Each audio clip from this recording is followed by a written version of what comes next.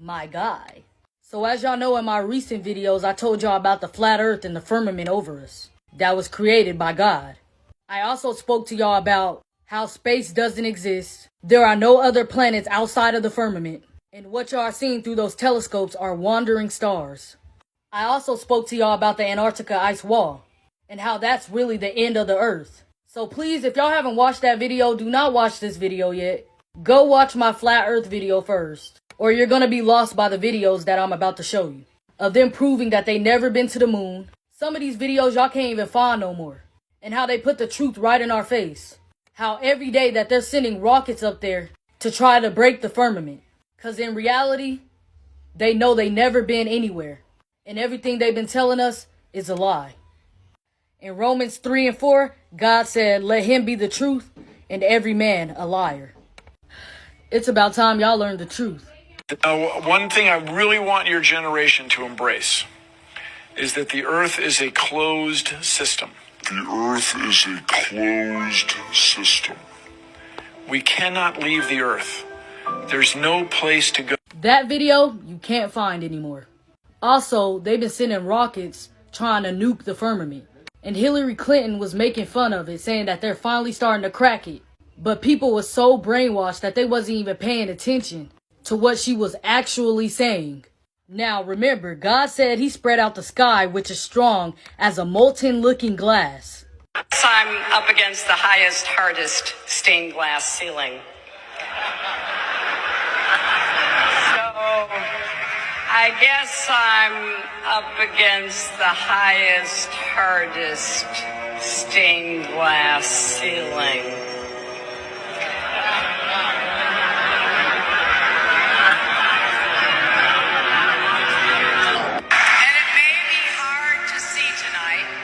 But we are all standing under a glass ceiling right now. It's fine for all this talk about me running to break the big, hard glass ceiling. And although we weren't able to shatter that highest, hardest glass ceiling this time, thanks to you, it's got about 18 million cracks in it.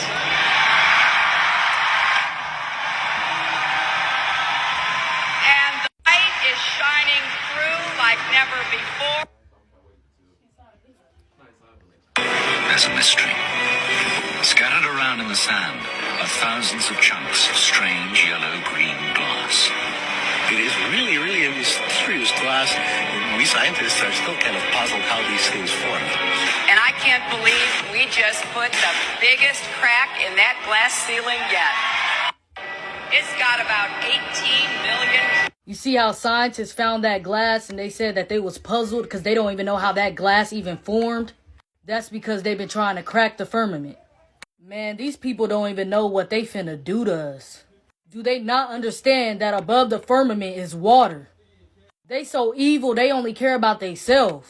Now I'm about to show y'all them sending a rocket up to the firmament.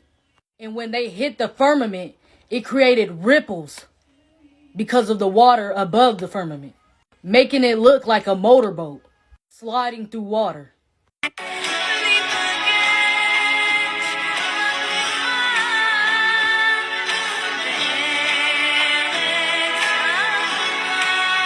That's the firmament that the rocket plowed against. That's a video of a rocket once it hit the firmament, creating ripples throughout the water above the firmament. Don't it look exactly like this?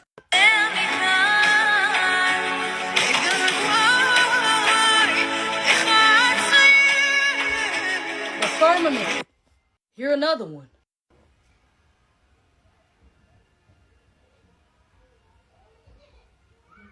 Crazy. Wow. This is a rocket before it hit the firmament. They try to say it's smoke. Y'all look at this.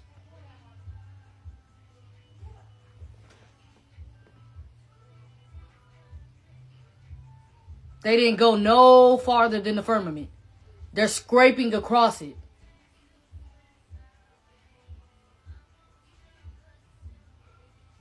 Which was creating a motorboat like on water, because of the waters above the firmament. They be trying to make us look dumb, trying to add little clips into cartoons and movies. Like, watch this mess. Kicks and deals. It's a long fly ball going back, and the ball shatters the sky, bringing the ocean itself down into the stadium. Like, let's be honest, what's funny about that? Y'all think it's funny because y'all are trying to break the firmament of the earth and brainwash people? Like, what are you gonna get out of breaking the firmament? Like, how do you think God flooded the earth? He put waters above the firmament and underneath the earth. That's what allowed the flood to happen so quick in the story of Noah. So what do you think you're gonna get out of cracking the firmament? There is nothing out there. Nothing. Then you trying to be funny about the Antarctica ice wall, trying to add it into a cartoon, knowing that it's the truth. And if you want to know more about the Antarctica ice wall, you can go watch my Flat Earth video. Y'all know that the Antarctica ice wall is the end of the earth. Y'all know that. That's why nobody is able to even fly over it. They can't do nothing, or they'll be shot dead. Like, come on, bruh. Like, watch this cartoon of them trying to be funny. Almost made it to the edge of the world. The edge of what now? The edge of the world, yo. Where the planet drops off. Drops off? Wait, Beast Boy, you don't believe the Earth is round? Mm-hmm. That's right. The earth ain't round. It's a big old pancake. Your laughter only makes my belief stronger. When did you become so dumb? I ain't dumb. I'm a free thinker. If you believe the Earth is a pancake, then what about the thousands of photos that clearly shows the Earth is round, like a basketball? They's all fake. Okay, if the Earth is a pancake, then how do we get both day and night? Because the sun is like a spotlight, and it moves around shining on one place at a time. Okay, crazy. But if the Earth is a pancake, why does not the water spill off the edges? Yeah, water would spill right off into space. Ha ha ha! Explain that, Mr. Pancake Earth! 2 words. Butter wall. Butterwall? Seriously? A butter wall? That's what I said, fool! There's a big old butter wall, and it circles the entire pancake Earth. The butter wall keeps the water in. Aha! Now you're catching on. Lame. Anyways, that butter wall they was trying to talk about is actually the Antarctica ice wall. Because they know the truth. They know the truth. And then they keep claiming that they went to the moon, which is a lie. Didn't want to say they don't have the technology anymore. How, when technology was more advanced than years ago? But it's okay because y'all got caught in that lie. Y'all had the flag waving. Y'all had shadows in space. And y'all say the stars is outer space. But in the pictures, there was no stars in space. Like, come on, make it make sense. But it's okay because y'all got caught up a lot. And here's some videos to prove it. Why has nobody been to the moon in such a long time? That's not an 8-year-old's question. That's my question. I want to know, but I think I know. Because we didn't go there, and that's the way it happened.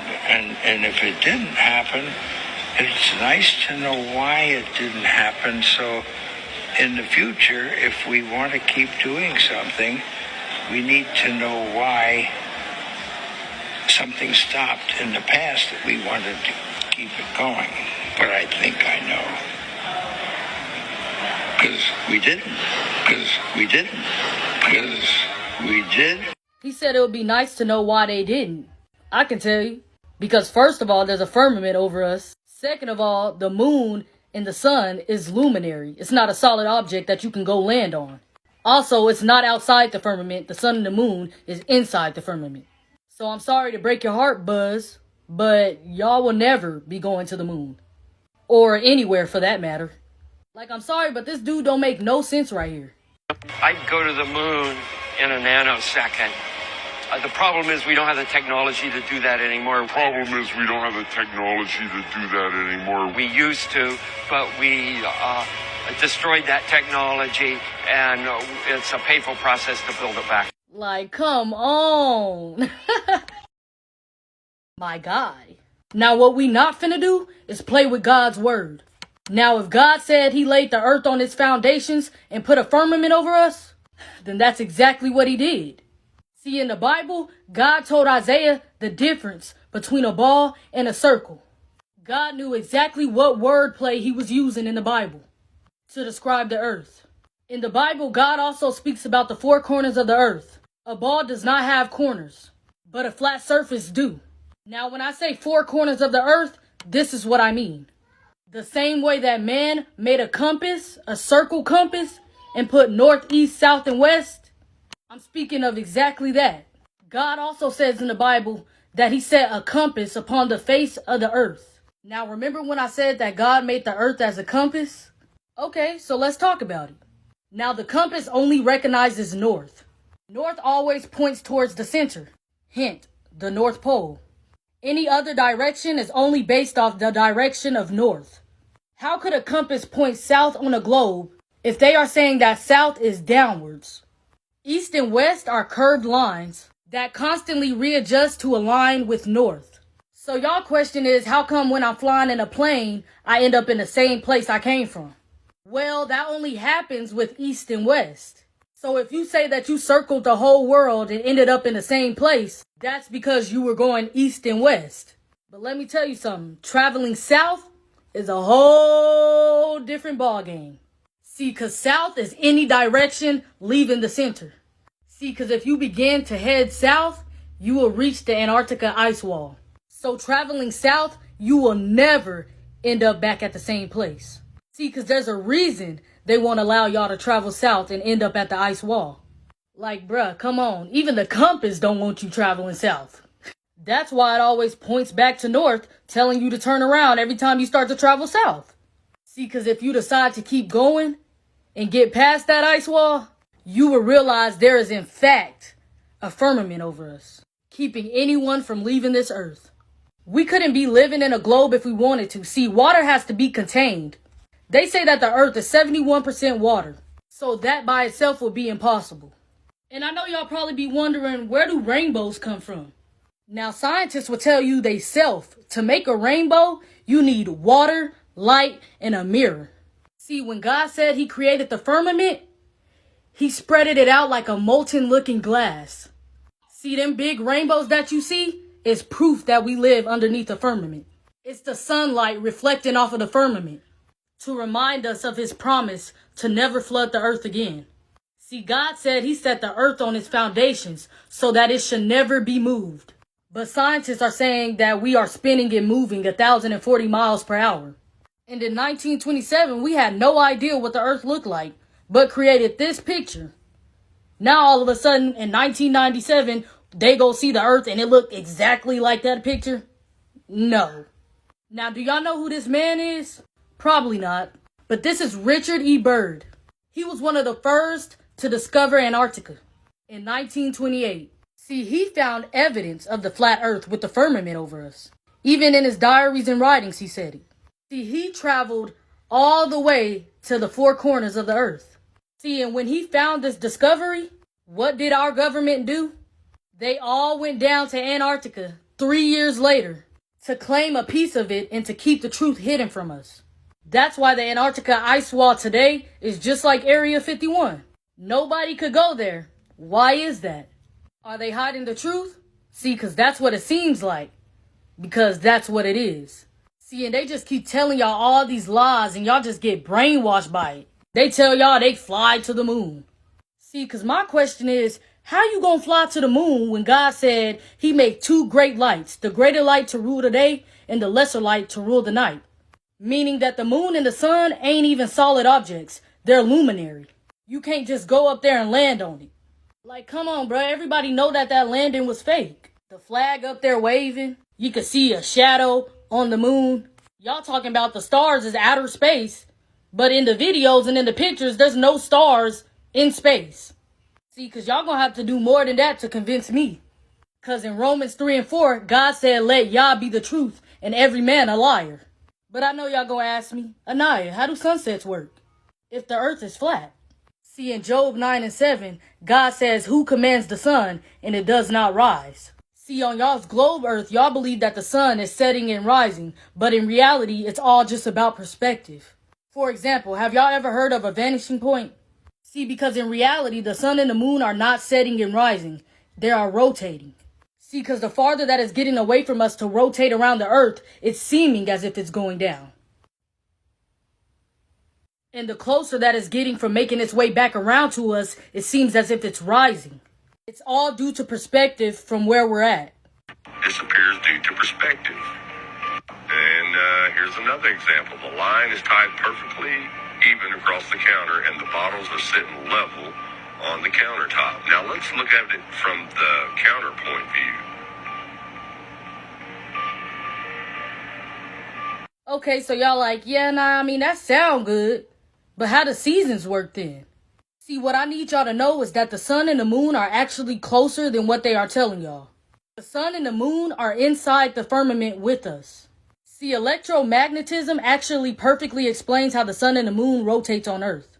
See, the sun and the moon are not rock or gas, they're light sources. Now, these light sources are in the shape of a disc that rotate the Earth like a clock, but in a coil-like spiral, dictating the seasons and the climate as it goes. See, now when the sun is beyond the equator ring, the northern hemisphere experiences summer, and the southern hemisphere experiences winter. Inversely, when below the equator ring, the southern hemisphere will experience summer, and the northern hemisphere will experience winter. They got y'all thinking that there's life beyond the earth. There is no space. There is no other planets out there. God says he sits at the top of the firmament. Those planets that y'all are seeing in those telescopes, those are called wandering stars. All of these are light sources. They are not solid objects. Alright, Anais, so how does a solar eclipse work on a flat earth? And why can't we see stars during an eclipse of the sun and the moon? See, God says in eclipses, the sun will be turned to darkness and the moon to blood before the coming of the great and glorious days of the Lord. As so, see, a solar eclipse happens when the sun and the moon decides to rotate over each other.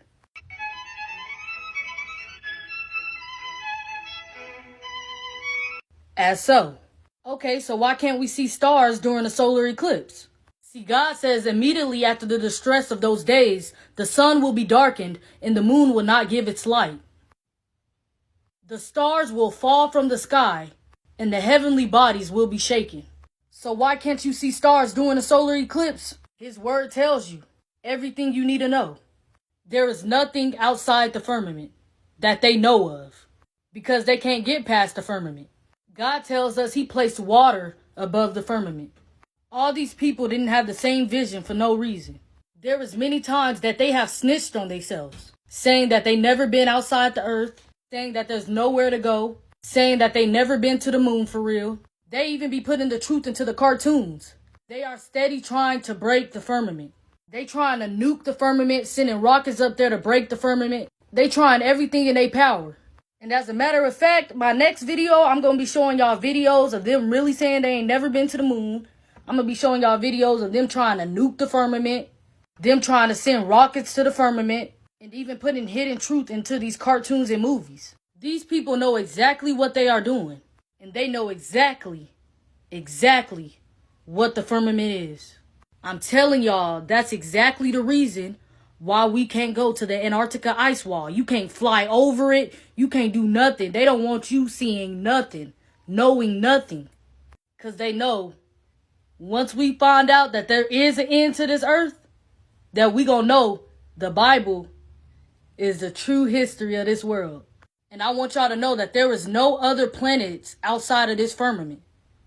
When God said he created the earth, I'm pretty sure he would have said, I created Saturn, Mars, Neptune, and Venus. He calls those wandering stars. And I want to tell y'all so bad what stars are, but y'all can just see it in the next video because I don't have time to actually explain it right now because I only have 10 minutes on TikTok. But when I tell y'all the truth about stars, it's going to blow y'all mind. See, because what I want y'all to know is back in the day in them old Bibles, before all the wordings was getting changed into their own interpretation, in 2 Samuel 11:11, it said that the earth was flat. But that was before they started changing everything, so people wouldn't know the truth. And that's why God said those who took away from his word and added to his word will be greatly punished. So the whole point to this video is, let Yah be the truth, and every man. What do you got now? Now move.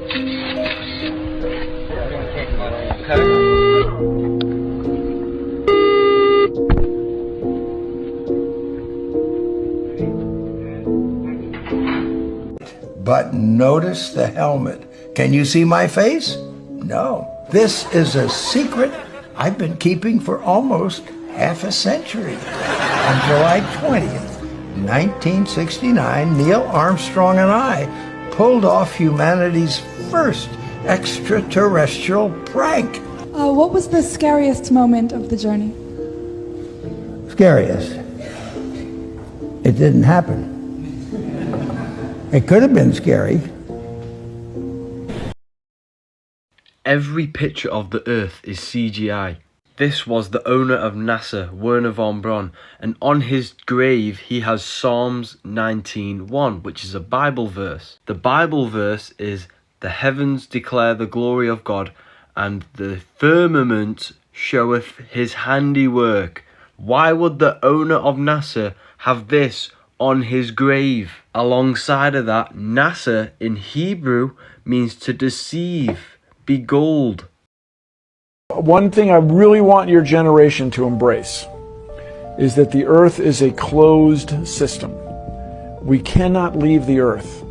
There's no place to go. Today I'd like to bring to your attention a potential fraud on an enormous scale happening in York County. There's now clear evidence of NASA using numerous methods to grossly mislead the public about astronauts being on the International Space Station. During interior ISS scenes from NASA's own live feed, the use of wires, harnesses, green screens, and virtual reality have been detected to achieve the appearance of a weightless environment. Examples of this include astronauts fading in and out of the screen,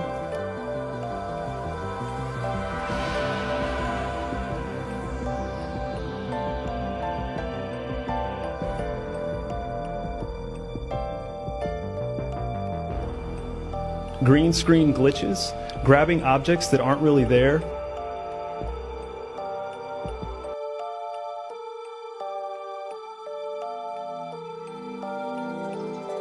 pulling on invisible wires, getting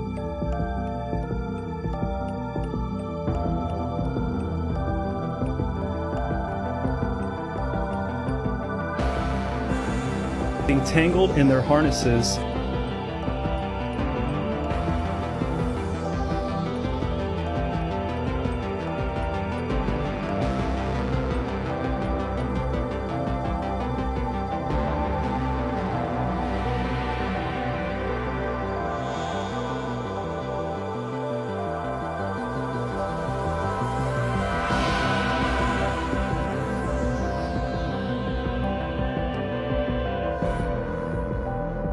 and even astronauts appearing out of thin air.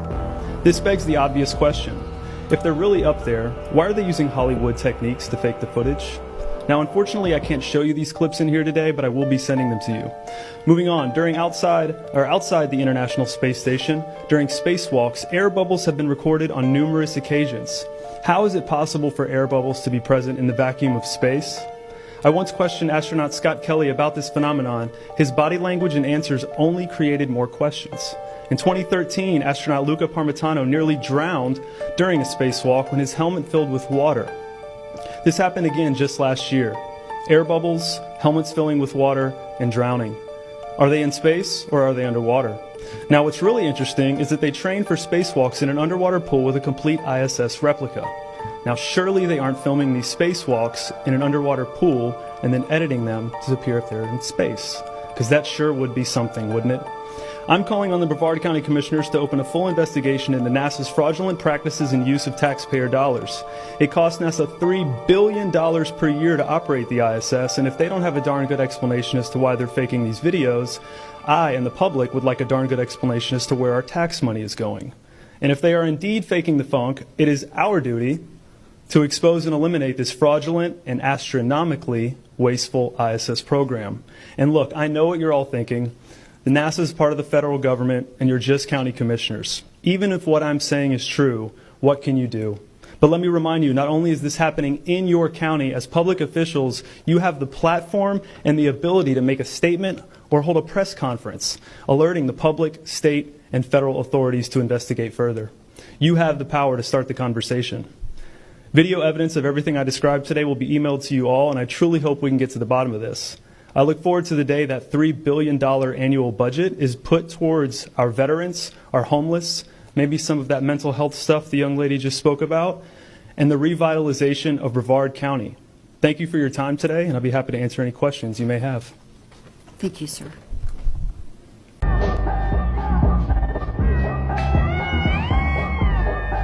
think you're better at ping pong than I am. Here's how.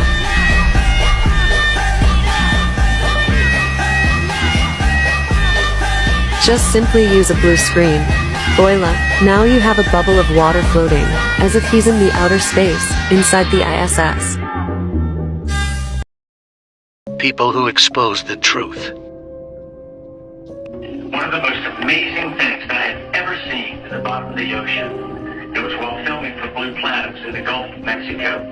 I noticed there's something out in the distance. Couldn't tell exactly what, but it looked like a dark band. And as we approached it, the dark band became a donut. I saw this donut. It was black in the center. What the heck is that? And so as we get closer and closer to it, I noticed that the black band had what appeared to be kind of water lapping against the shoreline. This band was a ring of mussels.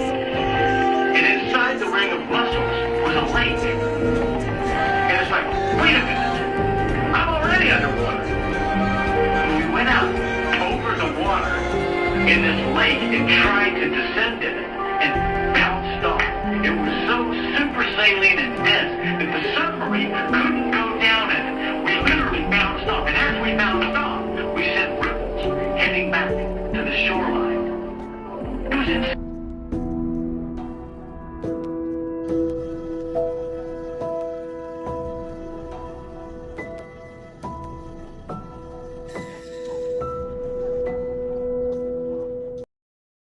All right, someone explain this to me. You see these two rainbows here, all right, which are coming from the reflection of this corner and this corner of the glass. Just like this one is here as well, coming from that corner, as well as this one coming from that corner. So when we see a rainbow outside in the sky, shaped like this, where is that coming from? The only explanation would be if we were to have some form of rounded glass structure above us. If you've never heard of the firmament, look up the firmament and research and educate yourself. I'm not saying the earth is flat, but it's not a globe. You're going to want to see this. Stretching off into the horizon, we have one of the largest tabular icebergs currently on our planet. It just keeps going. Something this big is kind of hard to comprehend even when it's right in front of you, but this speaks to how much fresh, frozen water is down in the Southern Ocean. For anyone wanting some perspective, take a look at the birds that are flying next to this thing.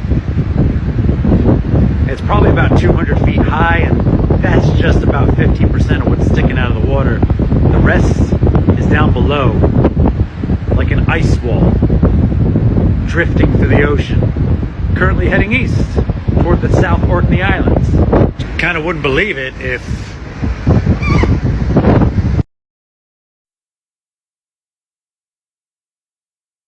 happening right now across the globe. As of about 3 minutes ago, 7:15 Eastern Time, 99% of the entire world's population is facing the sun. That means we're all experiencing some degree of sunlight at the exact same time, either full daylight or for a lot of other folks, twilight. if you look at the map right there, just the Pacific Islands and Australia, the Australian region, are fully in the dark. 99% of the world. And California. Poor California. Yes. You know what, though? What a cool phenomenon. Thing to bring us all together, literally to bring all of us together, because at this moment, I'm talking right now, 7:15, 99% of the population of the Earth is in some sort of daylight or sunlight. Now, this is due to the fact that the Earth has a tilt to it, 23.5 degrees, so it's the way it's rotating around the sun and the way it's orbiting in general. But right now, at this time in the calendar year, this doesn't happen every day. This only happens today, and it only happens right now. 7.68 billion people are in daylight or in twilight. The only spots that are not in daylight right now are Australia, Papua New Guinea, and New Zealand. Outside of that, the rest of the world is in daylight. You like that? Let's make a model and see what's going on. Okay, here's our globe model, and there's our sun down there. Now let's set the right degree of tilt. Okay, here's our globe. We're going to set it up at 19 degrees, because that's where it should be on July 8th.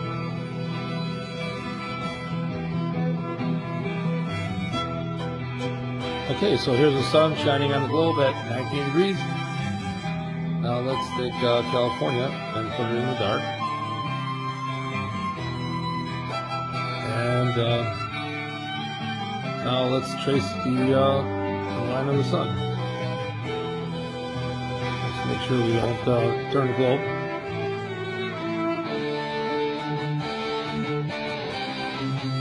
Okay, now let's turn the light on and take a look.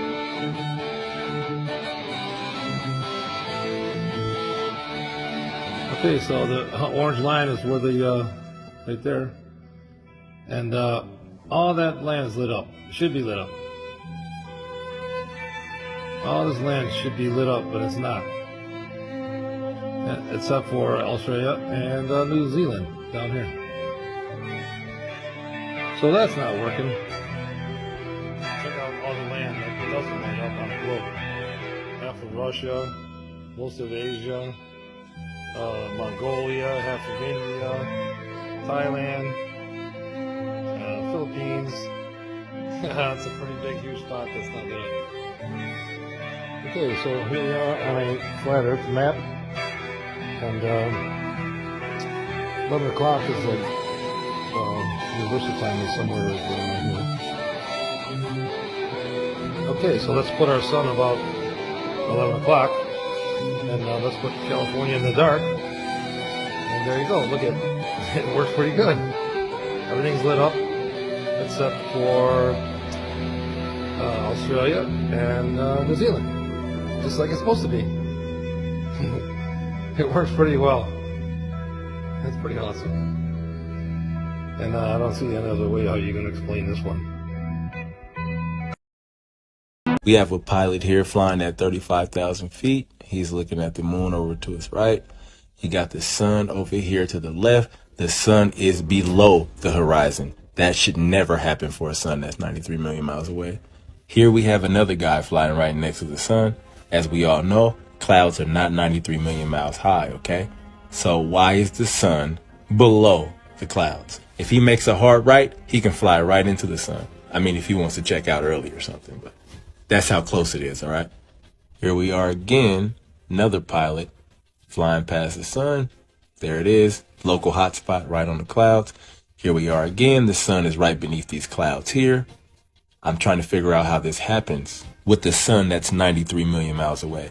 In fact, I know how it happens. It happens like this because we live on a flat enclosed system with a close and local sun and moon. As you can see here, the moon is below the horizon line, okay? This should never happen with the moon that's in outer space, 238,000 miles away from Earth, but yet it's below the horizon line. Here we are again, the sun below the horizon line. I just took a flight from Atlanta to Toronto, and I specifically picked the window seat because I knew I'd get a chance to see a sunrise. As you can see, I'm looking very touristy with my P900, but what I recorded was 100% proof that the sun is not 93 million miles away, so check it out. So here's the video I took. As you can see, the sun is about to start rising, and it's not even past the horizon. You can see the horizon in the background, and the sun is going to start rising through that thick layer of clouds right there. Now, if the sun is 93 million miles away, it would be rising at the horizon, not in the middle of the clouds right there. So I was at about 34,000 feet when I was recording this with my P900, and I don't see how that is possible if the sun is 93 million miles away.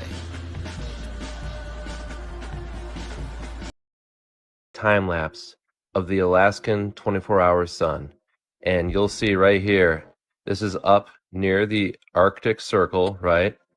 And you'll see the sun goes up, this is high noon, and it's going to come back down again. As it comes back down, you'll see the sun gets smaller each time with each day. So we've already witnessed a few days here, and it comes back around. Here's high noon, and then the sun's going to come back down and set, almost set. It's just simply moving far away and getting smaller. And here it comes back around. It's circling, and that's another day. You can see the days pass, and the sun is local. It is simply just circling above. It's not 93 million miles away. It's not in outer space. Here's what you're actually witnessing. I'm going to show you. This is from the FE Clock app. This is Alaska. And look, the sun is just simply moving around in a circle, and it never really gets dark in Alaska in this model. The flat Earth model is what's up.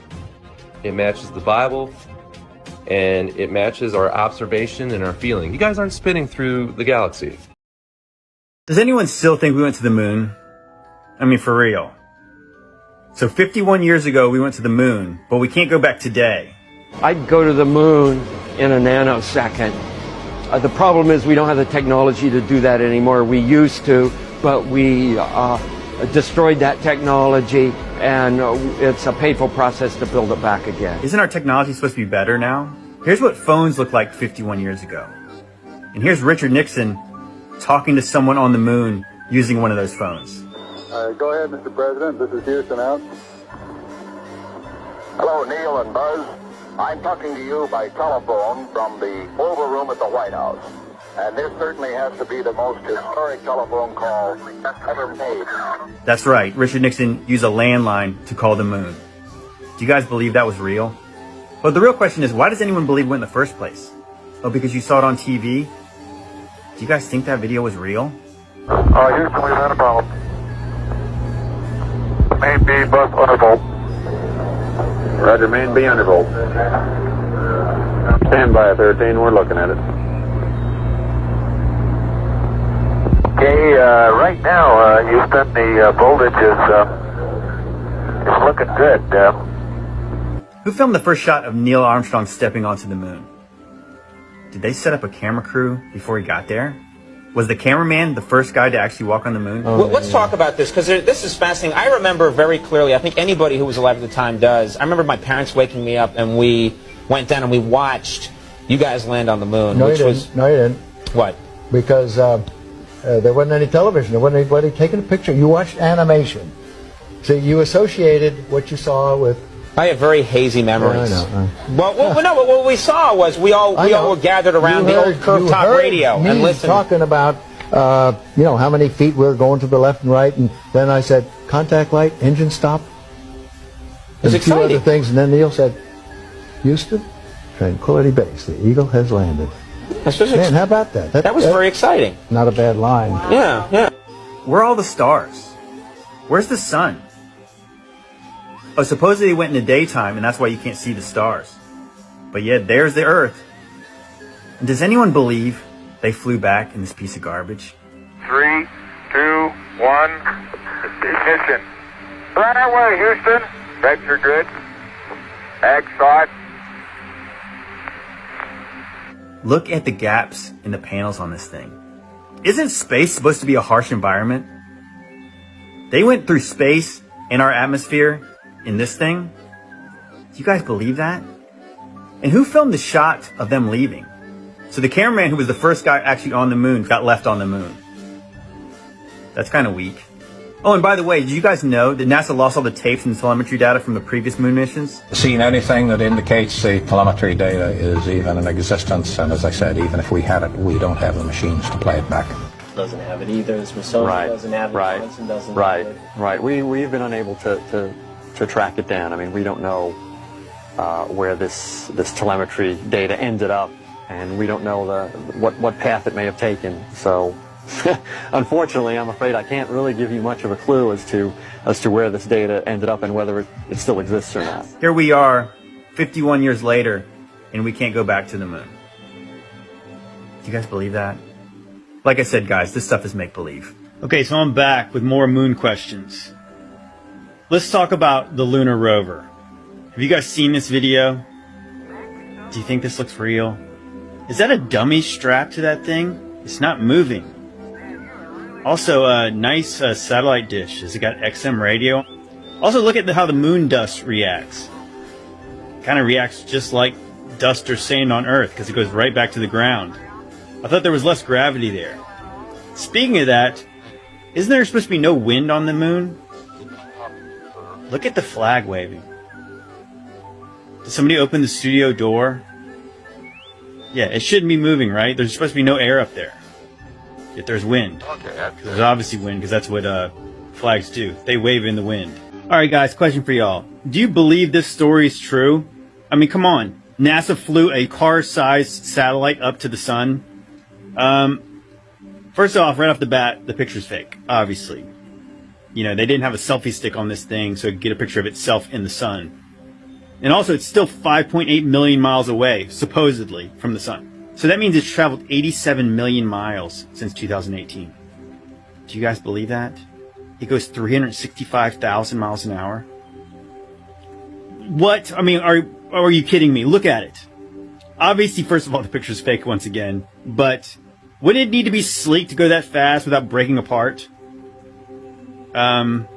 Yeah, I would think so. But I guess aerodynamics don't matter because there's no resistance in space. And there's no gravity, right? Except for when they have to use Venus's gravity, apparently, in order to do a thing. Which actually leads me to another question. If there's zero gravity at the International Space Station, how come this thing can be affected by Venus's gravity? How come the International Space Station is not affected by Earth's gravity when it's really close? Right? Relatively speaking. This stuff is such garbage. Isn't the sun supposed to be hot? Isn't that what they say? How come this thing's not melting? The sun's really hot, how come it's really cold in outer space? Supposedly. And if the sun is really hot, and the closer you get to it, the hotter it gets, how come when you go to the tops of mountains, there's snow up there? Wouldn't it be hotter up there? And because heat rises too? Just asking. Just asking. And also, how did they get a signal back from this thing when it's 87 million miles away? That's pretty far, right? Did you ever go just a little ways out of the city and all of a sudden all the bars on your phone drop? Like because you're just a little bit away from the cell phone towers? Isn't that strange? And yet they can get a signal 87 million miles away. Which leads me to another question. So supposedly the sun is 93 million miles away. And yet it's the exact same size as the moon, which is really close, relatively speaking. That's weird, right? That they're the exact same size. That's why you can have like an eclipse. Eclipse works, that's a thing. Right? That's strange. I think it's strange. Maybe it's not really 93 million miles away. Because how would they know that? Oh, because they know how big it is? Well, how do they know how big it is? Because they know how far away it is? How did they know how far away it is? Because they know how big it is? How did they know either of those two things without knowing one of them first off? Check this out. So you can create a perfectly straight rainbow when it's reflecting light off of a straight piece of glass, right? Now that's got to make you wonder, why are the rainbows we see in the sky curved like that? Well, we know what the Word of God teaches, which is a firmament dome that goes over the top of the flat stationary earth. Now, what is this firmament made out of? Well, God tells us in Job 37 verse 18, "Hast thou with him spread out the sky, which is strong and as a molten looking glass." Right, we know to make glass, it has to be heated up to a very high temperature with fire. Now this makes perfect sense when we look at Revelation 15 verses 2. And I saw as it were a sea of glass mingled with fire. So glass mingled with fire, okay. And them that had gotten the victory over the beast and over his image and over his mark and over the number of his name, stand on the sea of glass, having the harps of God. Hold up, so right there we know there's somebody standing on this sea of glass, right? So this once again confirms that the firmament is a solid glass dome.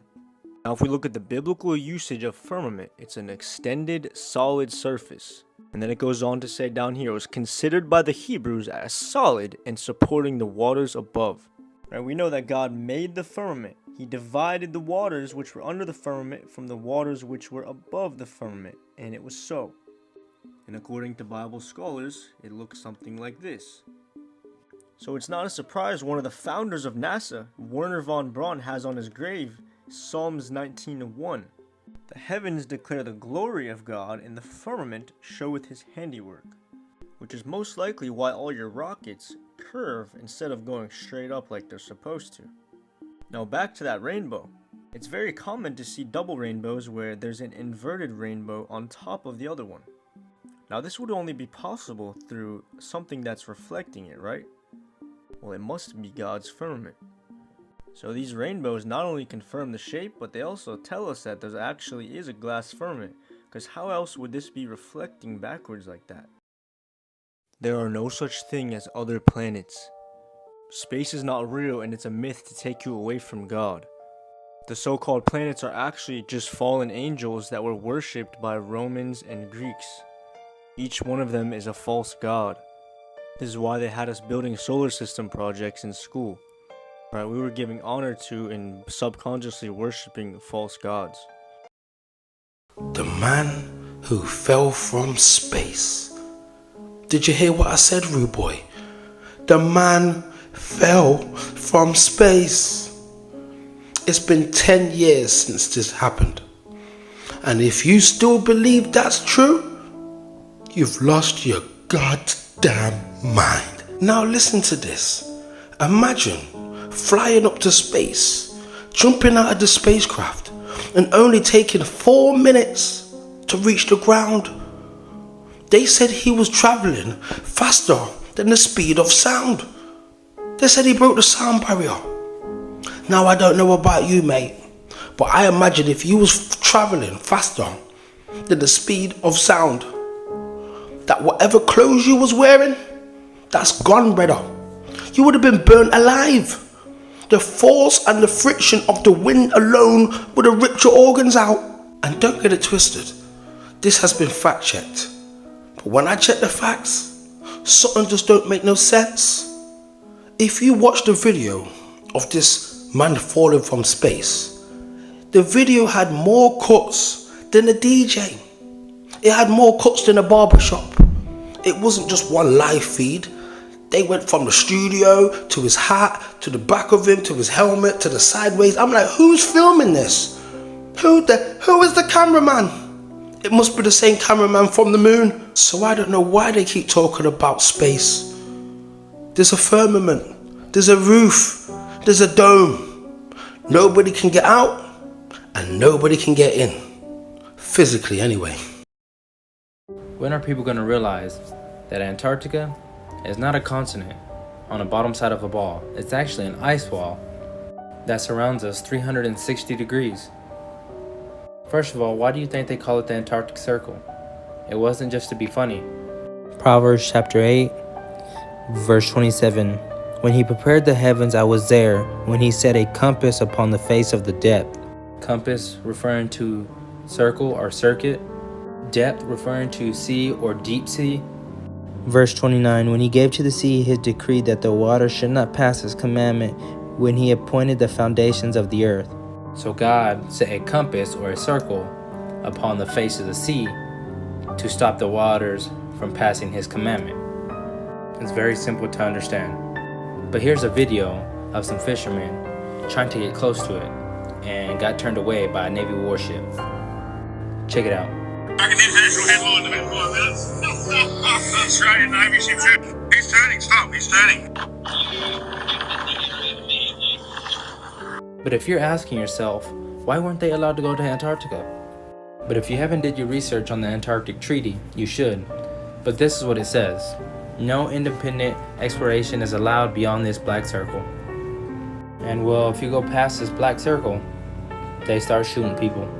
But I can already see on the comments saying, but you can go to Antarctica. I never said you couldn't. You can go for $13,000 just to see this. Just to see this little piece. Here it is on a bigger scale. Just that little tiny piece right there. Oh, we've got their ass. We've got their ass now.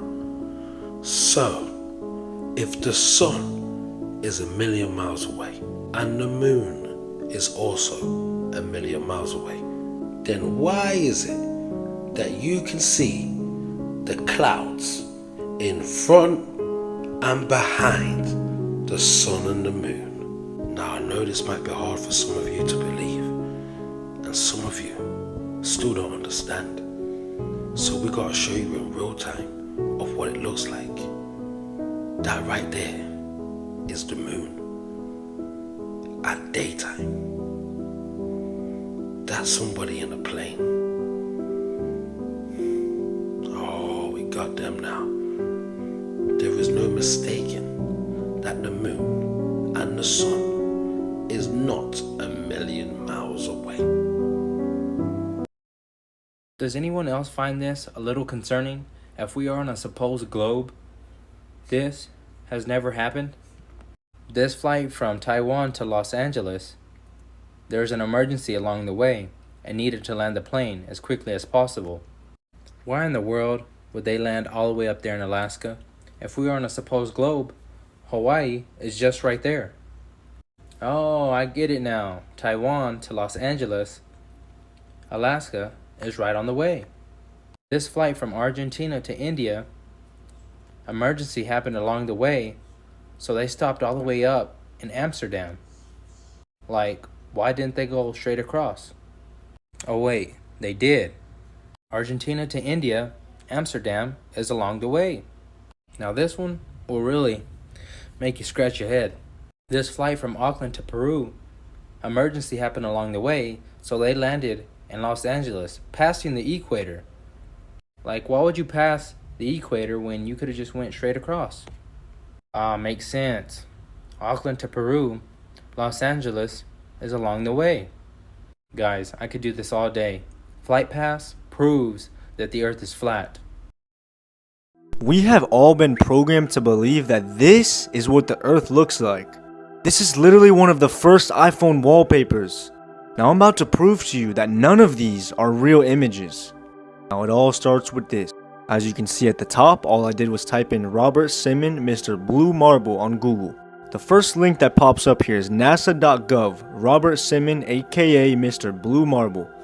So this document from NASA's website tells us how they created the blue marble. We finally had enough data to make a snapshot of the entire Earth. The hard part was creating a flat map of the Earth's surface with 4 months of satellite data. Then we wrapped the flat map around a ball.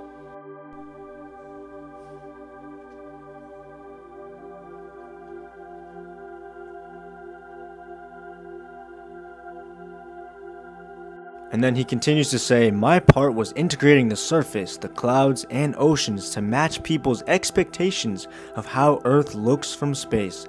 That ball became the famous blue marble. That's interesting because Google tells us that the blue marble is a photograph of Earth taken on December 7th, 1972 from a distance of around 33,000 kilometers from the planet's surface. Are the Northern Lights proof of God's throne? The Bible says in Revelation, around God's throne was a rainbow round about the throne, in sight like unto an emerald. Right, so we look at the color of an emerald. It's the same color as the Northern Lights. I mean, just look at that. It's so beautiful. And it makes sense that this happens at the North Pole. Right, if we look in Psalm 48, the city of our God and the mountain of his holiness, which is Mount Zion, beautiful for situation. The joy of the whole earth is Mount Zion, right? The city of our God. On the sides of the north. So the city of God is literally in the north. And if we look in the flat earth map, the middle of the earth is literally the North Pole. So this is an ancient map from the 1500s of the North Pole. They literally have Mount Zion in the middle there, which is the mountain of God in the north. Which means the North Pole would be in the very center of the flat earth right here. And which means what would be right above the North Pole, at the top of the firmament, would be God's throne right there. So if there's an emerald rainbow around God's throne, and God's throne is above the North Pole, it makes perfect sense why we see the northern lights in the north. You guys really think it comes from a solar storm? Where small particles can travel down the magnetic field lines at the north and south poles into the earth? That's a bunch of baloney, dude. The northern lights are the glory of God's throne. It's absolutely beautiful. We have all been programmed to believe that Antarctica is a continent located at the bottom part of the earth. But the Word of God tells us that it's actually an ice wall that surrounds the entire earth and keeps the water in.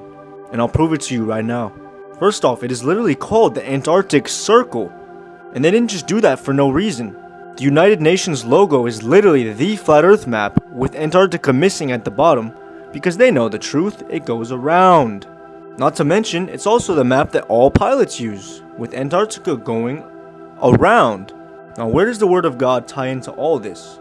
Well, if we look in the book of Proverbs, when he prepared the heavens, I was there. When he set a compass upon the face of the depth is the ocean. Local usage of compass is a circle. Look what it says here, when he gave to the sea his decree, that the waters should not pass his commandment. God set a circular boundary on the ocean to keep the waters from passing his commandment. Like I mentioned, this is the map that all pilots use. Just look at these photos of Antarctica. It's a perfect ice wall. God's creation is beautiful. Like I told you, this is the map that all pilots use. Which is why they come out and say things like this all the time. Pilot, hi. How long have you been flying for? Like for Delta 21 years, but maybe like 30 something. I want to know, because they say the pilots know a lot. Do you think the Earth is flat or no? I know it's flat. You know it's flat? God's word is true, it is accurate, and it's alive. The Bible says, let God be true, but every man a liar. Good morning, everyone. I have been getting a couple questions here in the last few days about meteors and what meteors are and what meteor showers are.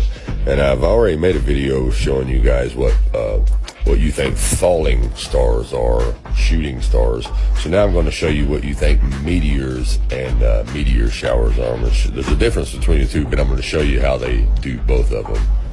The first one I'm going to show you is just a single meteor, or what you think is a meteor, and this is usually how you see it go across the sky. Now let me show you what this truly is that you're seeing. Now what I'm showing you right here is leaked photos of some government agencies and some of their agents in hazmat suits going out into this field collecting this big wiry looking ball with a hole in the center of it. Now what this basically is, this is kind of like a coil, like a heater coil. Coil wire harnesses heat, and that's kind of like what this does right here. It harnesses heat. Now this little hole that you see in the center of it, I'm going to show you what that's for in a second. But like I said, this wire, wrapped wire, harnesses heat, kind of like this right here. Now this is a car cigarette lighter with a wired coil inside it, and once you plug this in and your negative and your positive connect, it heats that coil up, and you see you get a red glare, fiery red glare, as you can see here. Okay, now this wire, that's what this wire does. It heats up, and that fireball that you see flying across the sky, well, it's eventually got to land somewhere, and they've been found all over the place, Australia, Brazil, and everything. So, like I said, that wire ball, it's like a coil. It harnesses the heat. That's the big fireball that you're seeing go across the sky. Now, the hole that you see in the center of that, right here, as you can see in this photo here, now, that's whatever this thing is filled with. I'm not sure what they fill these things with. Kind of just like fireworks. And this hole that you're seeing, that's where everything's released from. The gases, the smoke, just like you see right here in this smoke bomb. It looks identical, just about. And here's another one here. And like I said, there's all kinds of these things. You guys can look these up. I just put a few in here just to give you an example, give you an idea what these things look like. But anyways, that hole, like I said, releases the gases, chemicals, smoke, whatever is in this thing. That's where it all releases from. And that smoke that you see go across the sky when this thing is flying across the sky, or falling out of the sky, basically, where they're dropping it out of the airplane. But that hole is where you get this momentum, kind of like a bottle rocket, which all you guys have seen a bottle rocket. Well, same thing. It's got a little hole at the bottom of it, and that's where the flames shoot out at and gives it its momentum, and it shoots across the air. And then what happens when it gets up in the air? It pops, of course. Same thing you see here. It's nothing more than just a big fireworks show to deceive you. That's all it is. So the next time you see one of these flying across the sky, just remember, it's just a big firework. That's all it is. Just a big firework to keep you brainwashed. That's all it is. So anyways, let's move on to what meteor showers really are. Now, these are what they call meteor showers.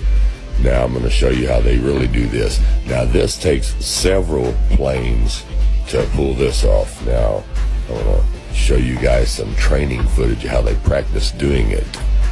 Now, this is leaked footage also, so I don't know the exact location of where they practice doing these meteor showers at, but they kind of stay low when they do it here, so nobody can really report it or see it. But, when they pull the actual stunt, these guys are up really, really high, and it's really dark at night. You can't see the planes, and this is how they do the meteor showers.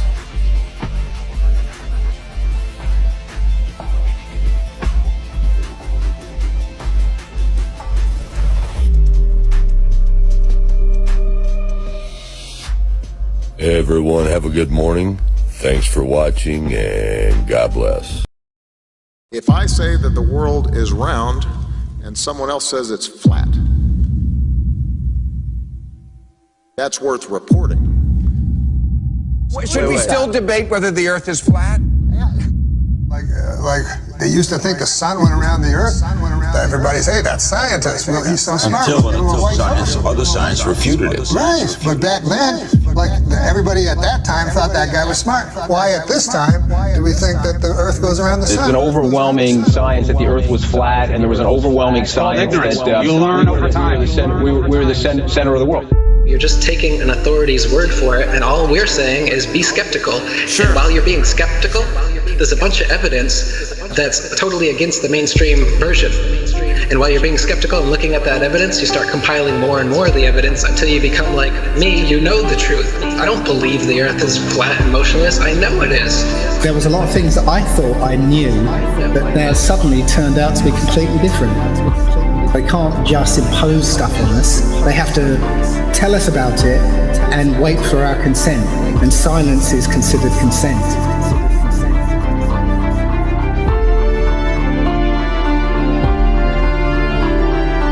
If the sun was 93 million miles away, you wouldn't see that. We see in perspective. That is, the horizon is at our eye level.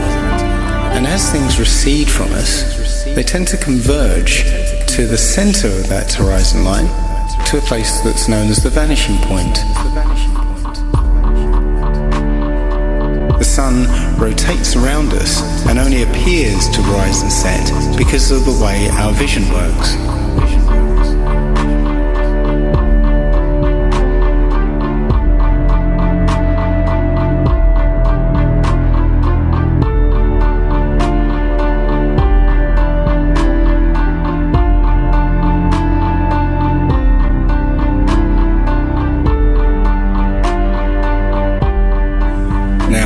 Try and watch the following video without the preconception that the sun rises and sets, but rather moves further away.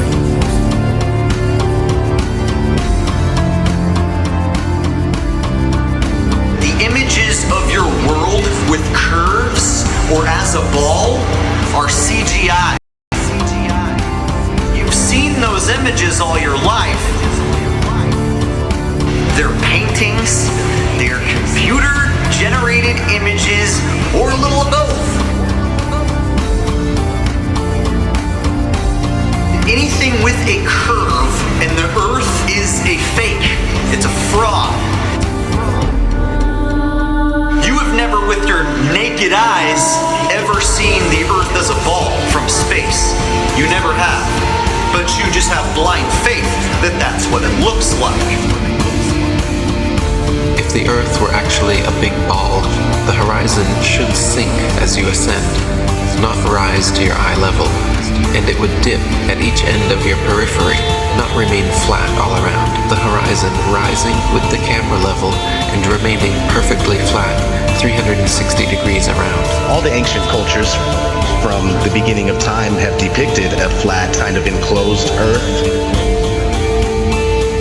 So we have this flat Earth cosmology all the way up into the 1900s when a big push was made to live on this round spinning ball flying around the sun. They are basically placing us on a speck of dust flying through infinite space where it was made from this accidental Big Bang. And we really don't mean very much, and everything is kind of an accident, and it kind of leads you into this mentality where things are meaningless. It doesn't matter what you do in life, but the more you research, the more you'll find that you can't prove the spinning ball Earth unless you're suffering from cognitive dissonance and you've been programmed your entire life. All scientific experiments show that we're being lied to about what mainstream science is saying about the Earth.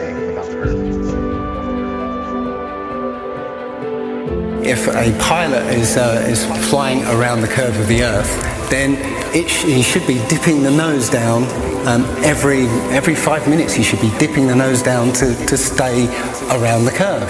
That's absolute proof that a plane flies over a flat surface rather than a curved one.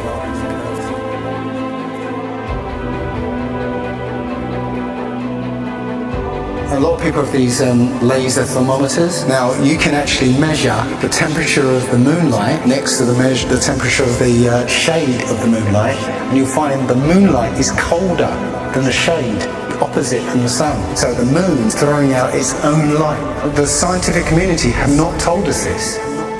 Mainstream science says that we can see the curve visible at 35,000 feet, but when we're watching an amateur balloon flight without a fisheye lens or a wide-angle lens on it, there is no curve to be seen. And basically, if we were living on a ball or a sphere of any sort, no matter how high you rise, you would have to look down to see the horizon. Yet when you take these cameras to 100,000 feet, the horizon is still at eye level. That's inconsistent with any kind of spherical shape whatsoever.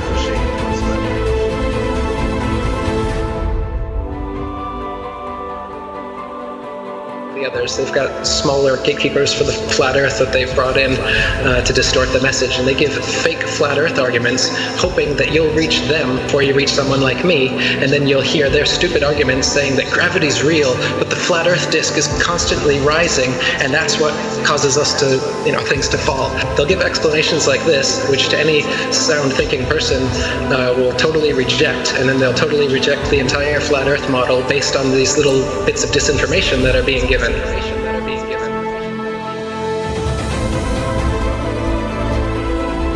200 proofs Earth is not a spinning ball, and that's just 200. I came up with 200 because William Carpenter came up with 100 in the 1800s, and I wanted to double it. I could come up with 400 if you give me enough time and incentive.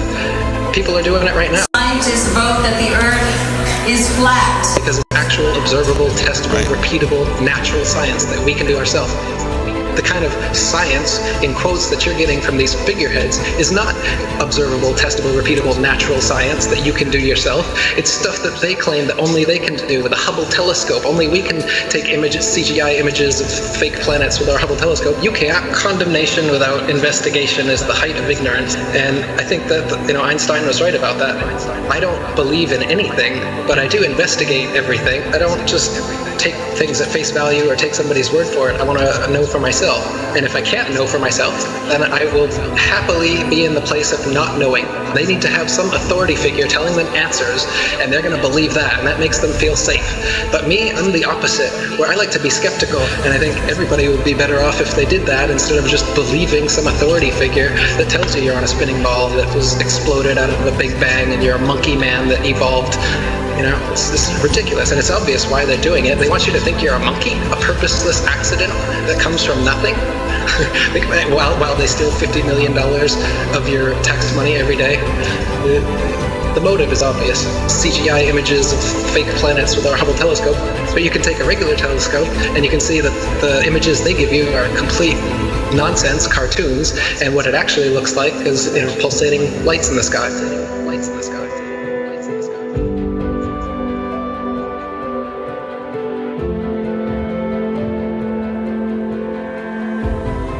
Okay, that star is 700,000 light years away from that constellation. I was all into that. I was totally into it. I was super into anything space. Are you kidding? The Science Channel? Oh my God, you had me. You had me so good. With the CGI, with all those CGI DVDs. All those DVDs, BBC Nova, were floating in space, spinning around the sun, and the sun has got some gravitational pull on us, and we got the gravitational pull on the moon. That doesn't make sense. That's not science to me. When people talk about science this, science that, I go, explain to me how that is science. There's a force that's holding oceans, keeping it from spinning and flying off because it's spinning 1,000 miles an hour. But as soon as we get to a certain altitude, it's all magic. It's not science. All that's magic. Us floating in space, and we're being connected to the sun. It has this force that's connected. That seems crazy. And we're flying through the universe, and the universe is endless. Like people say, well, if the earth is flat, where's the edge? Like, where's the edge of this motherfucking universe? We're the center of the world.